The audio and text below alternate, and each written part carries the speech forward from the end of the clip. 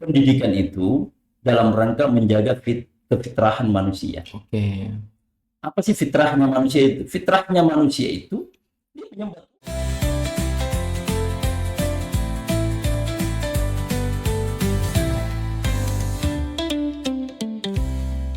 Tanggal 2 Mei kita peringati sebagai Hari Pendidikan Nasional. Kalau di 1 Mei adalah hari libur, tapi di tanggal 2 Mei tidak libur. Karena pendidikan memang tidak selayaknya meliburkan diri. Karena pendidikan adalah soko guru bagi pendidikan perkembangan sumber daya manusia. Alhamdulillah pada kesempatan malam hari ini bersama kita semua telah hadir Ustadz Khairuddin. Beliau adalah juga salah seorang pendidik di Kota Makassar, sekaligus mubalik dan juga adalah pemerhati pendidikan, sekaligus adalah pemerhati sosial politik di Kota Makassar. Assalamualaikum warahmatullahi wabarakatuh. Waalaikumsalam warahmatullahi. Mana kabar, Sir? Alhamdulillah. Alhamdulillah.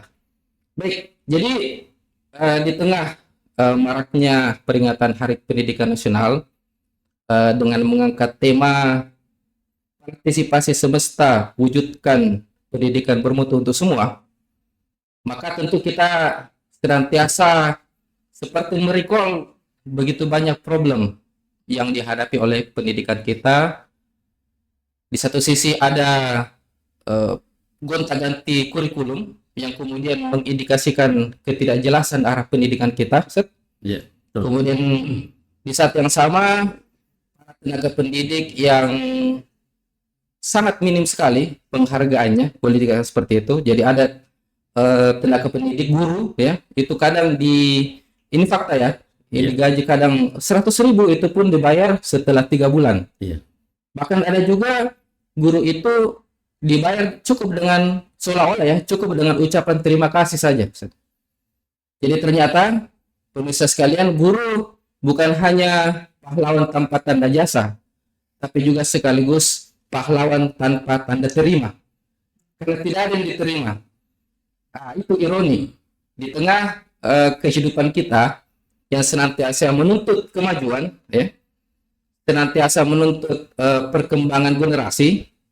Ya, kalau kemarin kita melihat video Wapres kita yang membahas bonus demografi, ini kan seperti apalagi namanya pungguk merindukan bulan, ya.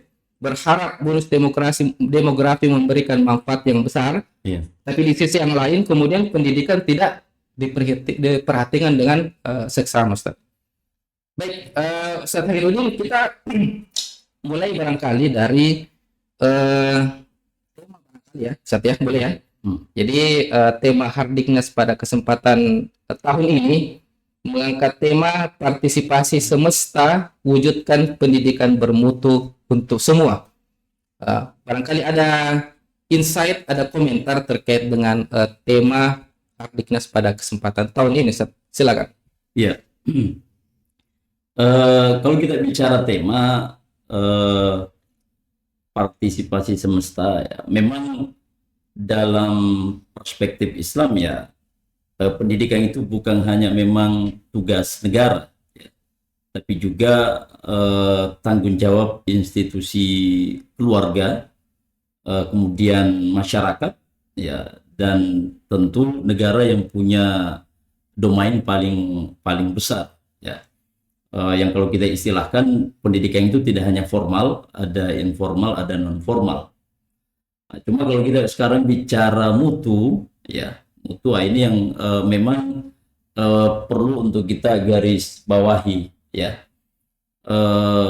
Mutu yang dimaksudkan itu apa? Kalau hanya sekedar pendidikan itu berorientasi pada pemenuhan pasar kerja global, ya, termasuk juga misalnya hanya sekedar pendidikan itu diorientasikan seberapa nanti output dari sistem pendidikan itu diterima di bursa kerja dan seterusnya, maka tentu wajarlah kalau kemudian di tengah gembiranya kita tentang apa yang disebut dengan bonus demografi, tapi di situ terselip sekali banyak masalah yang ada di dunia pendidikan kita, yang tidak lain bicara tentang masalah yang ada pada generasi muda kita, ya, Iya. yang anak-anak yang notabene usia usia peserta didik, Iya. ya. Kalau kita bicara misalnya data yang dikemukakan oleh eh, apalagi perlindungan anak misalnya, ya, eh, begitu banyak anak, ya, yang terlibat dalam kekerasan seksual, ya, eh, termasuk juga jaringan narkotika. Baris Krim itu pernah menyampaikan data ada 74% anak itu menjadi pengguna, ada 56% yang mereka itu bahkan jadi kurir, Iya. ya kan, yang rentang usianya 13 sampai 19 tahun, ya. Belum lagi kalau kita lihat dunia hitam generasi kita yang sekali lagi notabene adalah mereka semuanya usia didik, ya. Baik yang di tingkat misalnya sanawiyah atau aliyah itu, atau bisa kalau di Indonesia itu ya sebutnya perguruan tinggi, itu banyak sekali terjebak dalam, sekali lagi, vandalisme, amoralitas, dan seterusnya, ya, yang kalau kita detailkan, oh, sangat memiriskan itu. Jadi kalau kita bicara tentang mutu, ini yang harus jadi perbincangan apa yang dimaksudkan gitu. Apalagi kalau kita misalnya membaca RPJPN, eh, apa itu rencana jangka pendek nasional kan 2025 sampai 2030 kalau tidak salah 35, tentang visi pendidikan itu, ya, yang periode kementerian kemarin disusun pada eranya Pak Makarim itu, ya, itu sangat jelas sekali bagaimana agama itu seolah diparkir, ya, dan kemudian pendidikan untuk melahirkan budi pekerti, keluhuran, ya, insight-nya itu berbasis pada nilai budaya dan seterusnya.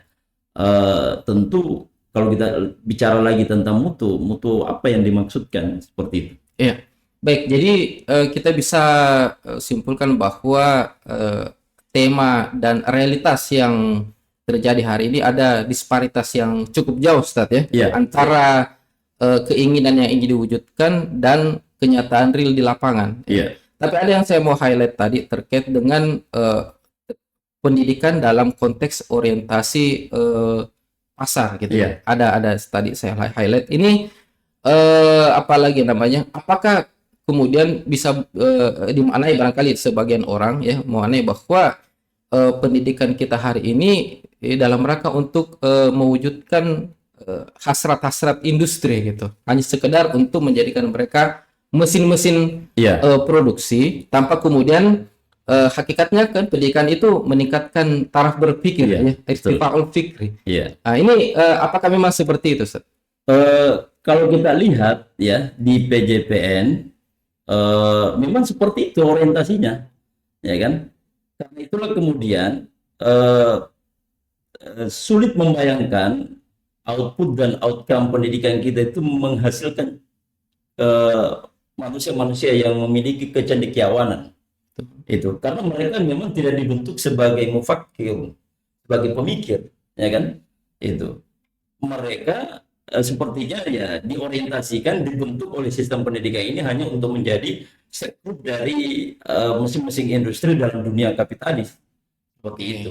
Nah, karena itulah kemudian kalau kita bicara kembali tentang mutu, maka pendidikan yang kita saksikan hari ini itu nanti terkonfirmasi oleh kenyataan, ya, fakta bahwa melepaskan peran agama, ya kan, dalam pembentukan manusia ini. Padahal kan pendidikan itu dalam perspektif Islam sangat jauh sekali orientasinya, bukan sekedar program keduniaan saja, tapi orientasinya itu adalah akhirat, yang kita kenal bahwa pendidikan itu dalam rangka takwin syakhsiyah, ya kan, membentuk kepribadian.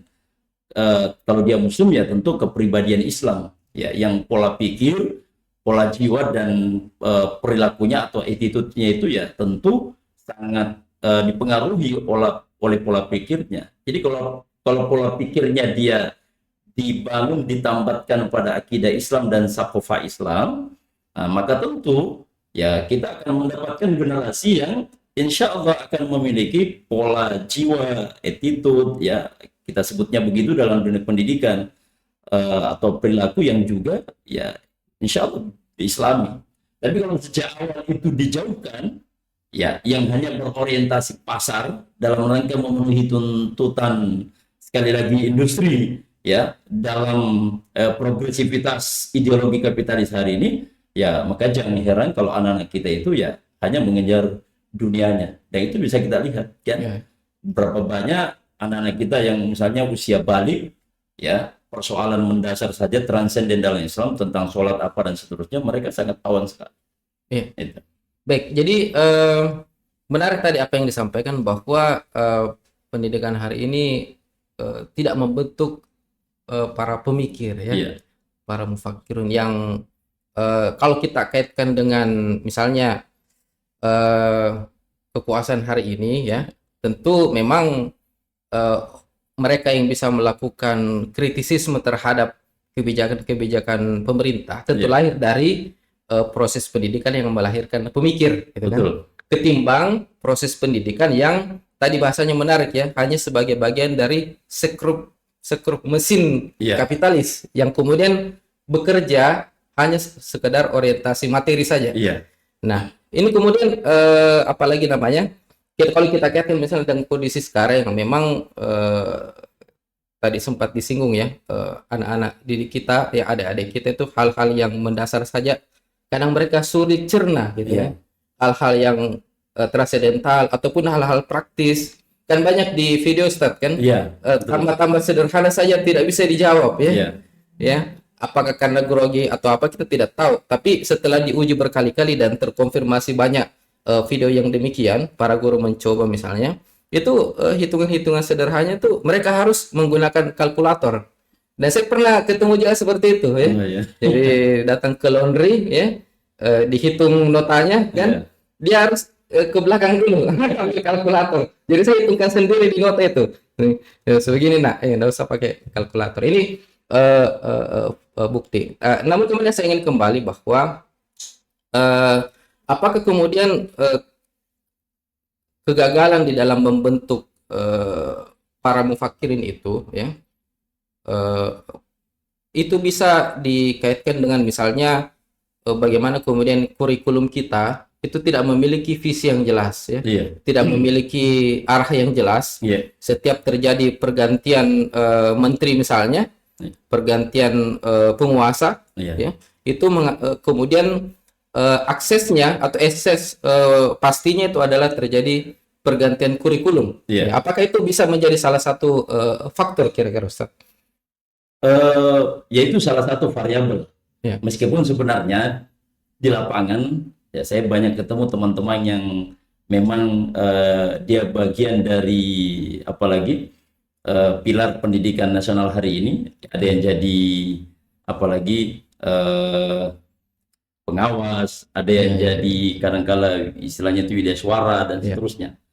Kadang-kala kalau saya tanya apa sih perbedaan misalnya kurikulum kemarin yang disebutnya kurikulum 2013 itu, kemudian 2013 revisi, kemudian kurikulum merdeka, nah bilang sebenarnya Ustaz tidak ada Ji, kulitnya Ji. Oh iya. Jadi ternyata hanya kulit saja. Artinya ada semacam apa ya, kalau pergantian rezim itu tidak mau disebut kalau dia juga tidak punya konsep ya. iya Harus ada, inovasi, discovery. Oke. Meskipun sebenarnya substansinya sama. Konten yang orang sebut kurikulum merdeka dengan yang dipelajari di kurikulum 2013 isinya sama. Cuma kadang-kala ini dipindah di semester ini, nanti dipelajari di kelas ini semester ini. Tapi dalam misalnya 3 tahun kalau anak SMP, saya pernah review buku, sama aja kurikulum 2013 dengan kurikulum merdeka. Cuma yaitu tadi mungkin teknik-tekniknya lagi yang dirubah, cara membawakannya, menampilkannya dan seterusnya. Tapi kalau saya melihatnya begini, sebenarnya persoalan mendasar pendidikan itu, kurikulum itu satu variabel dari sekian banyak. Yang pertama dulu yang harus menjadi istilahnya itu overview paradigma ya sistem pendidikan yang kita anut. Itu dulu yang harus dituntaskan. negeri ini mayoritas muslim, ya kita sebutnya 86% lah gitu. Di paradigma pendidikannya itu, sistem pendidikannya harus kita akui paradigma pendidikan sekuler. Oke. Nah, sekulerisme inilah yang sekali lagi ya secara utuh bisa membentuk peserta didik itu dengan kepribadian Islam, ya. Tapi di sisi lain tidak bisa juga kita sebut membentuk paradigma sekular yang radikal, gitu. Karena Sebelum ke sana mungkin dijelaskan dulu sekuler ini Ustaz, karena Iya. banyak genset itu Ah. sampai ya ya, ilmunya gitu ya. jadi sekuler itu prinsipnya adalah ya bagaimana agama itu dipisahkan dari arena kehidupan. Oke. Agama diakui, tapi agama cukup dianggap bahwa domainnya itu di masjid, di tempat ibadah, Oh iya, iya. di ranah privat, di rumah, ya. Jadi seolah agama itu hanya persoalan moralitas individu dengan Tuhan. Tapi dalam kehidupan umum, termasuk di dalam ya membangun tentang paradigma sistem pendidikan, agama jangan dibawa, itu sekuler. Oke. Nah, contoh sederhana sekuler. Kalau kita bicara politik, kemudian membawa paradigma Islam, orang akan mengatakan, jangan bawa agama. Ini kan politik, itu contoh sekuler itu. Apalagi kalau kita bicara ekonomi. Agama itu dianggap suci. Iya, Sebenarnya sebenarnya profan. Nah, betul. Sesuatu yang kotor. Ya, yang keduniawian gitu kan, nah, dan seterusnya. Padahal bukan di situ persoalannya, gitu ya. Yang berpolitik memang ya menjalankan falsafah Niccolo Machiavelli. Maka jadilah wajah politik seperti yang ada di Indonesia seperti itu, ya kan? Jadi itu contoh orang yang sekuler. Jadi Oke. sederhananya sekuler itu bagaimana agama itu tidak dibawa dalam ruang publik, Termasuk dalam dalam pendidikan. pendidikan. Oke, ya. Gitu. Ya. Nah, kalaupun ada agama, ya kan, yang dipelajari di bangku sekolah itu pasti kulit-kulitnya aja, Oke. kulit-kulitnya aja. Ya, ya. Saya ingat sekali dulu waktu sekolah di SMK, ketika kita itu aktif sekali di Rohis, ya, kerohanian Islam, sampai ada guru saya itu mengatakan begini, ini sekolah teknik, kalau mau belajar agama mendalam, masuk di sana di pesantren.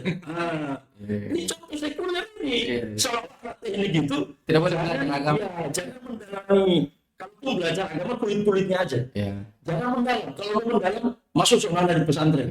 Dan seolah-olah juga anak pesantren itu Jangan belajar teknik. Iya, jangan belajar teknik. Nah, ini contoh sekuler. Oke. Maka pada akhirnya apa yang terjadi?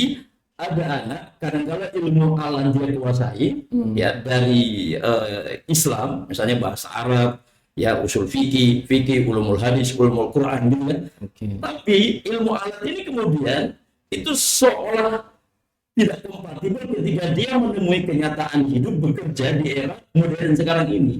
Ya, ya. Nah, sementara begitu juga orang yang modern ini, karena dia tidak mendapatkan pembelajaran agama yang mendalam, maka seolah-olah dunianya itu dunia yang tak ada hubungannya dengan agama.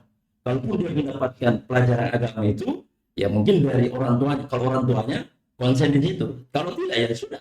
Maka jadilah apa yang bisa kita jadikan tolok ukur gagalnya sistem pendidikan itu. Coba lihat aja korupsi. Secara akademik, apa dia tidak pintar? Bahkan ada yang misalnya kemarin itu 7 pimpinan patrian niaga anak perusahaan Pertamina, Ya. ada loh lulusan terbaik ITB. Betul. Artinya dalam kalkulasi akademik, luar biasa ini orang. Tapi kenapa dia masih melakukan itu? Ya, ya, ya.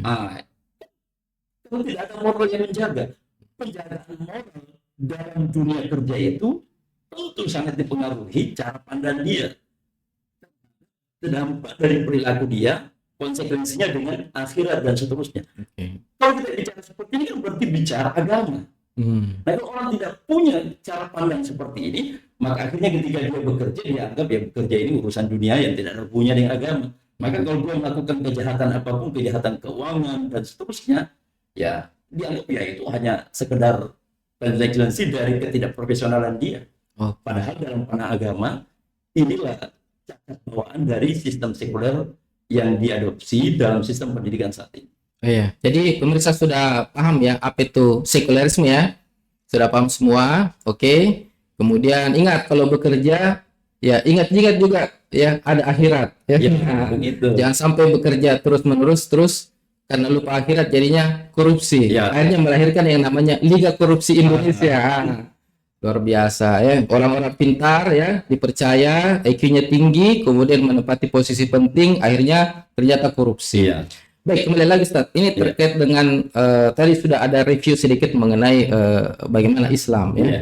Karena tadi kita sudah mendakwa sekuler sebagai biang kerok Iya. ya, mendakwa sekularisme, pemisahan agama dari kehidupan termasuk dalam aspek pendidikan itu adalah biang kerok dari carut marutnya baik dari sisi proses maupun output dari pendidikan kita. Maka kemudian kita masuk barangkali ya apalagi namanya bagaimana kemudian Islam, karena kita tidak menghendaki sekuler kan, Iya. berarti kita ingin kemudian mengambil Islam secara utuh ya Iya. dalam semua aspek kehidupan kita sebagai konsekuensi dari keimanan. Nah, dalam konteks pendidikan ini bagaimana overview-nya gitu, Ustaz? Bagaimana kemudian Islam itu apalagi namanya baik dari sisi filosofis kemudian tataran praktis itu bisa kemudian menjalankan apa yang disebut sebagai sistem pendidikan yang tadi sempat disinggung. Outputnya nanti itu adalah orang-orang yang memiliki syakhsiyah Islamiyah, Iya. pola pikir Islami, Iya. ya cara berpikirnya itu cara pandangnya itu Islami, Iya. sekaligus pola sikap Iya. ya yang juga Islami. Ini mungkin bisa dijelaskan. Begini, jadi dalam Islam itu pendidikan itu bukan sekedar terselenggaranya kegiatan belajar mengajar di formal ya, mulai dari jenjang dasar, menengah sampai atas, bukan sekedar itu. Dalam pandangan Islam kalau kita bicara falsafah atau aspek yang paling mendasar, pendidikan itu dalam rangka menjaga kefitrahan manusia. Oke.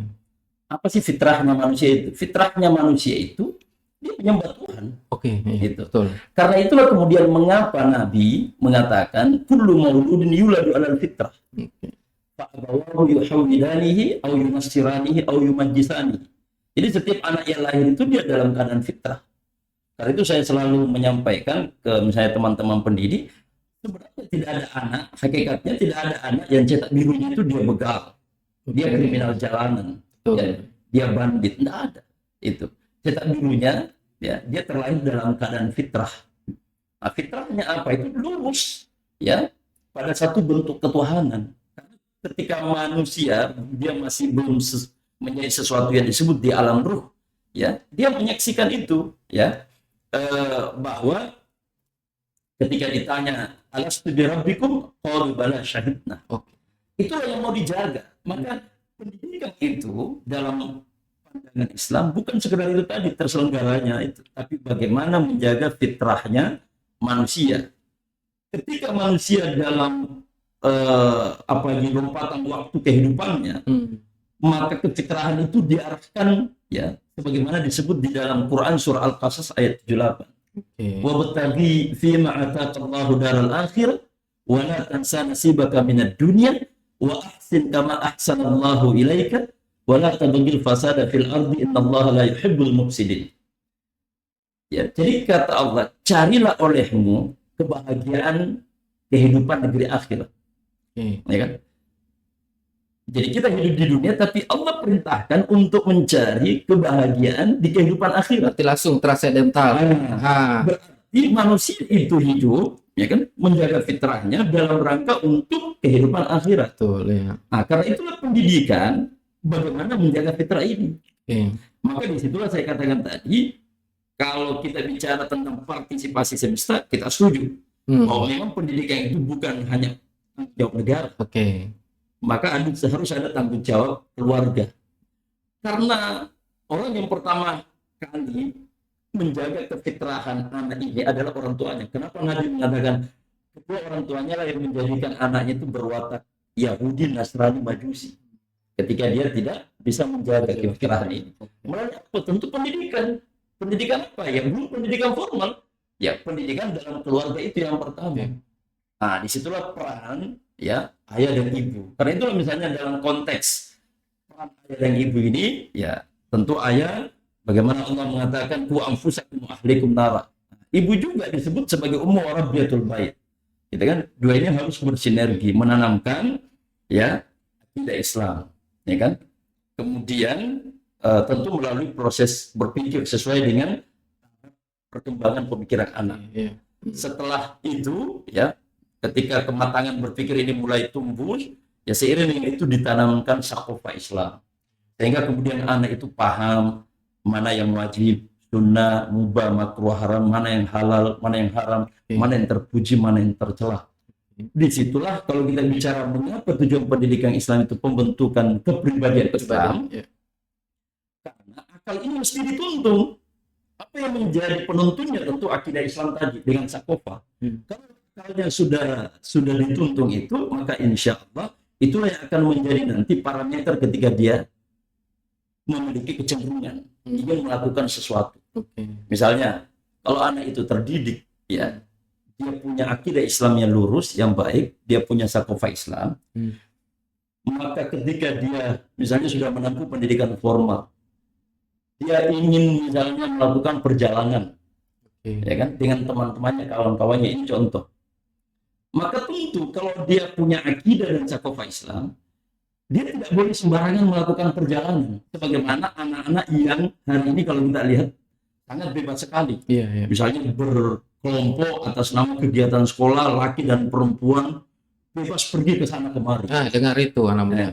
Ikhtilat, campur baur, bahkan ada yang halwat gitu kan. Tapi kalau dia memiliki akidah dan sakofa Islam, tentu dia memahami bahwa perbuatan ini nggak boleh. Berdosa. Berdosa. Dengar itu. Ya, karena Rasul mengatakan ana yakhluwanna rajulun bi'imratihim fa inna thalithahuma syaitan. Ingatlah, yang laki-laki itu tidak halal berdua-duaan dengan perempuan karena sungguhnya yang ketiganya adalah syaitan. Ini sakofa Islam diajarkan. Di sekolah harus begitu lagi penguatan, ada sinergi. Tapi kalau kita jujur, misalnya pendidikan umum di sekolah formal ya, SD, SMP, SMA, ya. Saya bisa bicara seperti ini karena saya punya pengalaman ngajar di pondok yang bisa disebut 80% itu ilmu agama, tapi ngajar juga di umum. Artinya praktis ya. Betul. Jadi saya itu tidak usah diceritakan, saya lihat betul faktanya. Kalau kita lihat konten materi yang diajarkan di umum itu sangat sedikit sekali. Bahkan hanya aspek luarnya aja. Bahkan sangat takut sekali guru akhir-akhir ini itu kalau menyuruh anak didiknya itu ayo sholat, pergi sholat dulu atau menghentikan pembelajaran, tidak sholat dulu, itu amat langka guru itu. Karena ini juga dampak dari sistem pendidikan yang turun-temurun. Misalnya ada guru umum, ya, acap kali mengatakan, ya saya kan tugas saya ngajar matematika, persoalan dia sholat atau bukan urusan saya. Ini outcome yang lalu sebenarnya itu dia ajarkan juga. Ini nanti anak didiknya kalau menempuh pendidikan masih sistem yang sama begitu lagi. Akhirnya inilah saya katakan tadi bahwa muara persoalan utama negeri kita ini adalah sekularisme ini. Yang betul-betul memporak-porandakan sistem pendidikan kita. Pada akhirnya pendidikan kita memang bertumbuh, ya baik mungkin secara apalagi akses ya luasannya. Kemudian juga kita harus apresiasi tetap ya, karena kita termasuk ini kan bagian dari yang keluar dari sistem pendidikan kan. Tapi tetap harus kita akui bahwa dan anak-anak kita sekarang ini sangat jauh mengkhawatirkan akibat dari sekularisasi di dunia pendidikan ini. Ya, kalau nggak percaya, lakukan survei lokal kecil-kecilan di sekolah umum, berapa yang sholat ketika waktu duhur, asar dan seterusnya. Itu saja. Ya, baik. Jadi itu filosofinya, yang kemudian tadi sudah panjang lebar dijelaskan ya. Memang sangat berbeda Ustaz ya antara filosofi sekuler yang memang menjauhkan agama dengan Islam yang justru ya akses pertamanya malah hal-hal yang berbau keimanan gitu. Ya. Baik. Jadi itu barangkali yang menjadi hal yang sangat penting. Namun kemudian Ustaz ini kan terkadang juga kalau kita bicara pendidikan ini, mohon maaf ini ada kecenderungan bahwa orang yang bisa bersekolah itu hanya orang-orang yang memiliki uang, gitu kan? Orang yang memiliki harta dan akses. Nah, sehingga orang-orang yang miskin ya dan orang yang tidak memiliki akses ke lembaga-lembaga pendidikan ya itu menjadi sulit. Mohon maaf ini kalaupun kita sekolah di sekolah Islam, katakanlah sekolah Islam terpadu ya, yang mana kemudian kita berharap anak-anak kita yang bersekolah di situ Iya. itu memiliki apalagi sakofa Islam dan tentu ilmu-ilmu Iya. alam misalnya, tapi pada saat yang sama biayanya juga sangat mahal. Iya, betul. Jadi ini di satu sisi yang kemudian ya mohon maaf ya, jadi Iya. lembaga Islam yang harusnya bisa ke situ, Iya. tapi ketika faktanya memang ada juga ya cendekiawan yang mengatakan kalau ingin pendidikan yang bagus memang harus mahal gitu, harus biaya tinggi. Betul. Nah, ini kira-kira problem di satu sisi Iya. ya. Kemudian di sisi lain kita ingin anak-anak kita itu bersekolah dengan tidak ya, bukan yang sekuler gitu.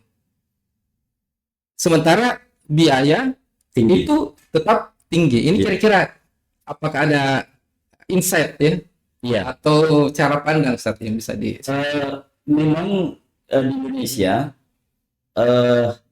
akibat dari para pemikir atau pemerhati pendidikan Islam melihat bagaimana pendidikan umum itu yang dikelola sekali lagi tidak terlalu tanda kutip ya berbasis pada agama, dan dampaknya bisa kita lihat ya bagaimana anak itu tumbuh ya kering dengan dasar dan nilai keagamaan, maka muncullah opsi ya kan, muncullah pemikiran mengintegrasikan pendidikan umum itu dengan agama yang kemudian disebut dengan misalnya kalau SD itu ada SD Islam terpadu begitu kan, begitu juga SMP, SMA dan seterusnya. Yang jadi problem lagi penyelenggara pendidikan seperti itu kebanyakan swasta.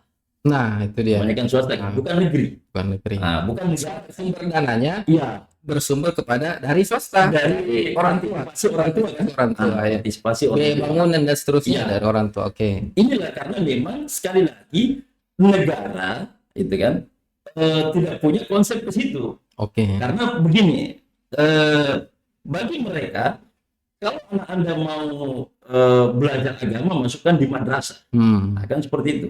Sementara kita akui juga pembelajaran, mohon maaf ya, misalnya di Ibtidaiyah Madrasah Sanawiyah Aliyah gitu kan, itu juga ternyata ya mungkin muatan keagamanya agak lebih banyak gitu kan, tapi mohon maaf agak apalagi kurang dari segi inovasi dan discovery dari aspek pengetahuan, serapan ilmu pengetahuan, teknologi yang update dan seterusnya kan, kalau dibandingkan yang umum. Ini memang kondisi dilematis itu kan. Maka muncullah kemudian yayasan, lembaga-lembaga pendidikan yang mencoba untuk betul-betul kita harus memang juga apresiasi spirit ya, kesadaran orang-orang yang berada di situ. Memang ingin melihat generasi itu yang betul-betul komplementer. Punya kekuatan akidah, sakofa Islam, tapi juga kemudian punya kekuatan di bidang ilmu pengetahuan, sains dan teknologi. Tapi ini problemnya memang karena mengelola pendidikan yang kita menginginkan komplementer seperti itu, ya tentu dampaknya biayanya tinggi, operasionalnya kan seperti itu. Sementara negara, ya kan, hanya membiayai ini. Inilah yang menjadi dan saya sendiri sering mendengar ya bagaimana orang tua itu mengeluh, kita memasukkan anak ke situ, tapi tinggi sekali pembayarannya, gitu kan. Sebenarnya ini harusnya ditangkap oleh negara, bahwa kenapa saya katakan harusnya ini ditangkap oleh negara, orientasi yang dimana masyarakat itu mulai keinginan ke sana, harusnya itu negara tampil, ya kan. Ada peran. Iya, ada perannya di situ negara hadir ya. Karena saya misalnya tahun lalu kalau nggak salah pernah mendengar berita itu, begitu antusiasmenya orang tua memasukkan anak-anak ke SD itu, sampai ada sekolah dasar negeri itu kosong. Banyak yang begitu. Banyak begitu ya. Itu kan harusnya menjadi semacam bahan koreksi. Kenapa ditinggal ini? Karena kita kembali tadi butuh, ya. Karena perspektif orang tua tidak lagi mau anaknya seperti yang kita ceritakan tadi kan. Dia mau yang betul-betul ya di mana Islam itu ya apalagi bisa istilahnya itu menjadi nilai untuk pendidikan ini diselenggarakan. Jadi harusnya peran negara muncul di situ karena memang pendidikan dalam pandangan Islam itu tanggung jawab negara. Ya kan? Nabi mengatakan ala kullukum ra'in wa kullukum mas'ulun an ra'iyatihi. wal amirul ladzi 'ala nasi wa huwa ra'in wa huwa mas'ulun anhum. Nah, itu kan. Jadi pemimpin itu dimintai pertanggungjawaban. Pendidikan itu ya tanggung jawab penguasa. Sebagaimana misalnya kita lihat dahulu Nabi itu terhadap tawanan perang Badar diminta untuk mengajari penduduk kota Madinah baca tulis kan? Ya, Itu semacam transaksi. ya, Itu menunjukkan bahwa Nabi itu sangat memiliki perhatian oke. terhadap pendidikan kan. Nah, dari situlah kita harusnya berkhidmat bahwa peran negara itu memperhatikan itu. Oke. Nah, sementara kalau kita lihat, ya kan, justru ini yang minim di lembaga-lembaga seperti itu. Akhirnya kebanyakan dikelola oleh swasta, maka wajar. Tapi saya punya istilahnya itu semacam ya insight. Kalaupun negara tidak hadir, ini tadi kembali peran partisipasi semesta kan. Iya. Kalau kita belajar pada masa keemasan Islam, peradaban Islam, memang penyelenggaraan pendidikan itu sekali lagi tidak semua. Memang betul pemain negara kan. Iya. Negara mampu memberikan semua kekuatan individu, kekuatan kelompok untuk berkontribusi memajukan pendidikan. Maka pada masa keemasan Islam itu banyak orang-orang dunia, ya kan, dengan orientasi hidup yang jelas tadi bahwa dunia ini dimanfaatkan untuk kehidupan akhirat, maka kekayaannya itu dimanfaatkan agar menjadi pahala jariah. Bagaimana caranya? Dia bangun perpustakaan, dia kemudian bangun madrasah, bahkan dibiayai orang-orang yang mendidik di situ, sehingga tidak semuanya negara dengan harapan ini menjadi harta yang dia wakafkan. Inilah memang yang juga harus kita tumbuhkan di negeri ini. Ya kan? Bagaimana orang-orang para agnia ini ya daripada pusing uangnya mau dihabiskan kemana, asalkan memang jadi peroleh dengan jalan yang baik, mari gerakan wakaf ini. Itu hidupkan lembaga-lembaga pendidikan yang kita lihat yang mulai diapresiasi masyarakat, tinggalkanlah yang sekali lagi minim ini. Itu. Nah, ini harusnya supaya tidak bisa membantu sehingga masyarakat menengah ke bawah bisa juga akses ke situ yang sekolah-sekolah integral. Oke. Nah, ambil contoh di tempat kami itu kadang-kala kami memberikan beasiswa full pada Ustaz, di sekalian. ini di sekolah tahfiz Quran Al Hadi, gitu kan? Alhamdulillah. Itu jadi anak-anak itu ada dalam satu angkatan penerimaan kita berikan beasiswa full. Apalagi kalau dia punya misalnya modal dari SD itu 5 juz, itu beasiswa full, tidak ada dibayar. Nah, itu berarti ada agnia yang menopang. ada, itu ada. Jadi ada yang betul-betul menopang biaya pendidikannya itu anak. Seperti itu. Nah, jadi ini opsi yang bisa kita munculkan. Kita dorong para agnia, gitu kan, orang-orang mampu dari kalangan muslim ini, para pengusaha misalnya, ayo wakafkan, bantu itu. Nah, jadi supaya memang pendidikan ini harus menjadi perhatian kita semua, gitu kan. Tapi sekali lagi yang paling utama dalam pandangan Islam itu tetap negara, karena negara punya kekuatan. Tapi sayangnya hari ini, ya kan, negara hanya regulator, ya, ada sumber pembiayaan yang harusnya negara itu ambil, misalnya dari kekayaan alam kita, tapi malah kemudian dikelola dengan cara yang kapitalis, hanya diuntungkan oleh sektor-sektor swasta, perusahaan. Sementara negara kekurangan apalagi dana itu. Padahal sebenarnya kalau itu dikelola, wah itu sangat bisa sekali yang membiayai pendidikan integral ini mulai dari dasar sampai perguruan tinggi. Seperti itu. Ya, bahkan dalam salah satu tulisan Prof. Amin Rais itu pernah mendata ya, sekiranya sumber daya alam kita itu dikelola oleh negara dan dikembalikan sesuai dengan pasal 33 misalnya, maka akan ada jaminan mulai dari pendidikan dasar hingga pendidikan tinggi. Ini tulisan beliau kalau tidak salah. Jadi yang menarik tadi adalah sebelum kita masuk ke sesi akhir barangkali saya ingin meng-highlight soal apalagi namanya kalangan di masa lalu misalnya kalangan agnia yang terdorong untuk termotivasi ya untuk mewakafkan hartanya. Sementara saat ini ya suka atau tidak suka agnia kita ini lahir dari proses pendidikan yang sudah kapitalis gitu, sehingga kalangan agnia kita itu tidak ke sana orientasinya, justru ingin apalagi kekuatan dana yang mereka miliki itu diinvestasikan untuk hal-hal yang bersifat keuntungan material, Ya. hanya mungkin segelintir saja. Saya tambahkan sedikit. Memang ada juga fenomena banyak muncul lembaga-lembaga pendidikan, gitu kan, yang kalau kita lihat dari segi kurikulumnya orang-orang yang mengabdikan di situ, ya kan. Tapi ternyata lembaga pendidikan ini didirikan memang oleh agnia, tapi ternyata full orientasinya komersialisasi. Nah, itu dia. Ya. Makanya jarang-jarang ada pondok pesantren itu biaya masuknya 30 juta, gitu kan. Padahal kita tahu didirikan oleh orang kaya. Harusnya kan tidak boleh sampai segitu supaya bisa menyerap anak-anak muslim ini dari keluarga yang terbatas ekonominya, tapi punya potensi kecerdasan yang bisa di situ. Iya. Justru agnia yang gini yang menangkap. Iya, bisnis lah, bisnis. Harusnya kan kalau dia agnia yang betul-betul paham bahwa yang namanya pahala jariah itu jauh lebih berharga daripada apa yang dia kumpulkan hari ini, ya itu karena ya tidak ada jaminan hartanya itu akan betul-betul mengantarkannya pada yang terbaik, karena bisa jadi kalau diwariskan pada keluarga anak yang sumber percekcokan. Dan memang kenyataannya banyak seperti itu, ya kan.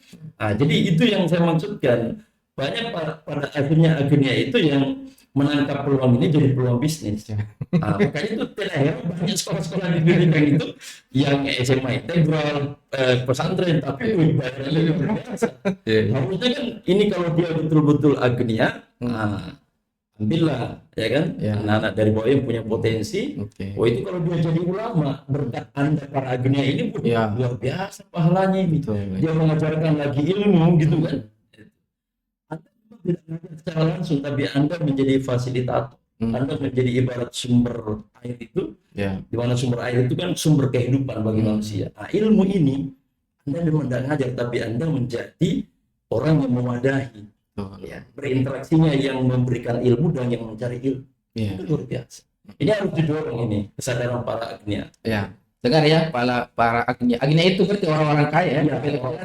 Nanti ada yang belum mengerti ya. Jadi agnia itu kalangan kaya yang kemudian memiliki kelebihan harta, Ustaz, ya, sehingga dia bisa kadang juga bingung mau diapakan ini. Daripada bingung, bisa diinvestasikan untuk hal-hal yang lebih bermanfaat ya. Dalam hal ini misalnya membangun sekolah yang memiliki kurikulum yang terintegrasi. Saya sebelum ini foto ada yang mengatakan ada contoh real yang seperti itu, ya kan? Ada. Al-Azhar itu didirikan di era Khilafah Bani Abbasiyah, ya kan? Dan sampai sekarang Al-Azhar itu, ambil contoh, ada 5.000-an pelajar mahasiswa Indonesia yang diberikan beasiswa. Bahkan konon kekayaan Al-Azhar, ya, yang dulunya itu harta wakaf orang-orang kaya di masa kekhilafan Islam itu, ya, konon kekayaannya itu melebihi dari pemerintah Mesir itu sendiri, negara Mesir, coba. Dan itu terbukti dia memberikan beasiswa. Ya, orang di sana itu ya, dan beberapa apalagi berbagai negeri yang menuntut ilmu di sana, itu ya. Dan di Indonesia kan banyak sekali contoh alumnus Al-Azhar yang menikmati beasiswa itu. Jadi itu bukan cerita apalagi cerita angan-angan. Iya, bukan, karena Islam sudah memberikan contoh bagaimana partisipasi semesta, yang dimaksudnya itu adalah para agnia. Saya kira seperti itu. Baik, terima kasih atas pemaparannya, Ustadz. Alhamdulillah begitu banyak insight ya, begitu banyak overview, dan kemudian tentu solusi ya yang kita sudah bicarakan di sini, dan tentu tidak cukup waktu ya untuk membahasnya lebih jauh ya. Belum lagi kita masuk soal lembaga pendidikannya hari ini yang begitu banyak problematik ya, menghasilkan ijazah-ijazah fake fake ijazah ini yang lagi marak ini ya, dipersoalkan. Mungkin begini, ada sesi berikutnya gitu kan. Karena saya pengalaman juga bersentuhan dengan bagaimana pragmatisme di dunia pendidikan. Proyek-proyek pembuatan negara bagus, rehabilitasi ruang kelas, pemenuhan sarana, tapi kebanyakan di lapangan itu pengalaman saya gitu kan, dijadikan bancakan proyek orang-orang. Jadi inilah yang juga menjadi istilahnya itu penghalang untuk bisa akselerasi lebih jauh pendidikan kita, karena pragmatisme orang-orang yang menangani pendidikan ini dana-dana yang jadi bancakan ya. Kemudian kualitas para guru yang juga dipertanyakan, bagaimana karya tulis yang itu yang saya sih betul ya. Baik, Terima kasih ya, sangat parah sebenarnya yang kita bahas pada kesempatan malam hari ini Ustaz. Nanti akan ada sesi-sesi yang lain untuk Insya Allah. kemudian lebih mendalami ya, Ya. semakin deep learning ya. Jadi Ya. kita akan menyelam Ya, lebih deep dalam untuk kemudian bisa menemukan problematika akar masalah, dan kemudian tentu kita akan bahas dan carikan solusinya dalam sudut pandang Islam. Baik, terima kasih Ustaz atas kehadirannya dan waktu yang telah diwakafkan ya untuk bisa hadir di tempat ini. Semoga insya Allah di pertemuan berikutnya akan ada tema-tema yang lebih panas ya, Ya. yang lebih terengginas ya, dan tentu lebih bernas untuk kemudian kita angkat di podcast Lantai Atas. Terima kasih kepada panitia yang telah memfasilitasi ya, dan juga kepada para pemirsa yang telah menyaksikan, dan mohon untuk di like, share, dan subscribe YouTube ini ya. Ini di YouTube ya? YouTube. Oh ya, baik. Terima kasih. Akhirul kalam. Assalamualaikum warahmatullahi wabarakatuh.